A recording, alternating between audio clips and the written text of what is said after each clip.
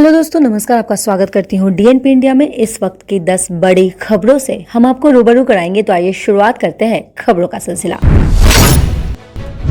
भारत के महान धावक मिल्खा सिंह का शुक्रवार को देर रात निधन हो गया है। कोरोना के पीड़ित के निधन की खबर से पूरे देश में शोक का लहर है। कोरोना संक्रमित पाए जाने के बाद उनको अस्पताल में भर्ती कराया गया था। पिछले कुछ दिनों में उनकी तबीयत में सुधार हुई थी, लेकिन अचानक से ऑक्सीजन का स्तर कम होने के बाद उनको सांस लेने में तकलीफ हुई और देर रात इस महान हस्ती के निधन की खबर आई।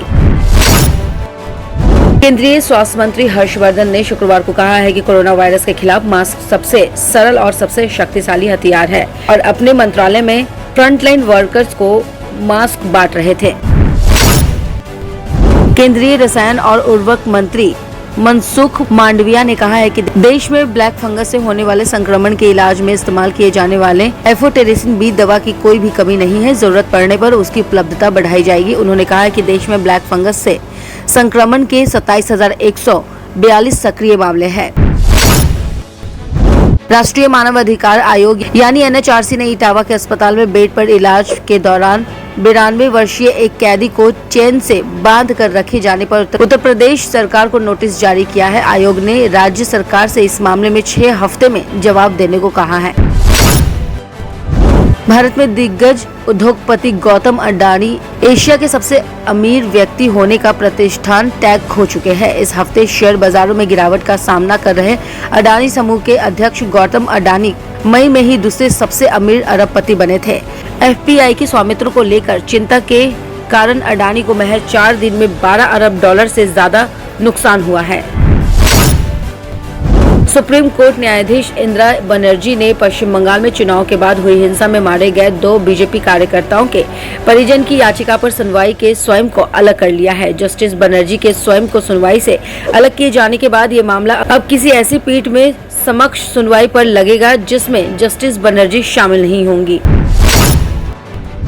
भारत में कोरोना की तीसरी लहर को लेकर चेतावनी जारी कर दी गई है। स्वास्थ्य विशेषज्ञों के एक दल ने अक्टूबर तक देश में कोरोना की तीसरी लहर आने की आशंका जताई है। चिकित्सा विशेषज्ञों के रॉयटर्स पोल के अनुसार अक्टूबर तक भारत में कोरोना वायरस संक्रमण की तीसरी लहर आने की संभावना है।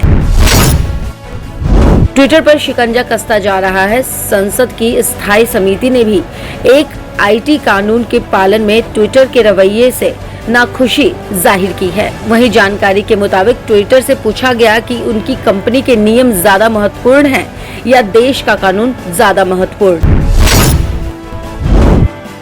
मॉनसून की रफ्तार ने एक बार फिर से गति पकड़ ली है। अब धीरे धीरे ये उत्तर भारत के ज्यादातर राज्यों में पहुंच रहा है।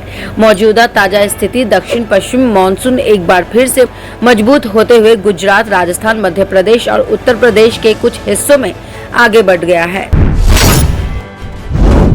म्यांमार पर संयुक्त राष्ट्र महासभा के प्रस्ताव पर संयुक्त राष्ट्र में भारत के राजदूत ने बयान दिया है। भारत ने म्यांमार पर संयुक्त राष्ट्र महासभा के प्रस्ताव पर वोटिंग से खुद को अलग कर लिया है। दरअसल भारत का कहना है कि प्रस्तावित मसौदे से ये असहमत है और पड़ोसी होने के नाते रचनात्मक दृष्टिकोण महत्वपूर्ण है, क्योंकि इस मामले का शांतिपूर्ण समाधान के लिए अंतर्राष्ट्रीय सदुपयोग प्रयासरत है। खबरों की और जानकारी के लिए देखते रहिए डीएनपी इंडिया। तब तक के लिए नमस्कार।